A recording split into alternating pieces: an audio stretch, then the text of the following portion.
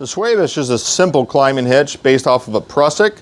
It does lock up fast for a lot of folks. It's one that's not super popular, but nonetheless, the Schwabisch, we're going to start with a cow hitch.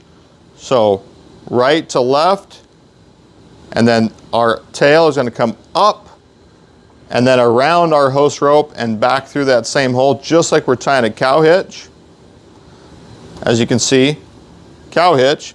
Now with our long tail, we're going to do additional wraps inside right here and tuck them in just like you would with your cow hitch. We're going to do that a total of 4 times, giving us our Schwabisch hitch. So 1 on the bottom, 1, 2, 3, 4 on top. If you want to change this over to a distal, we're going to take this bottom leg and change its position and direction.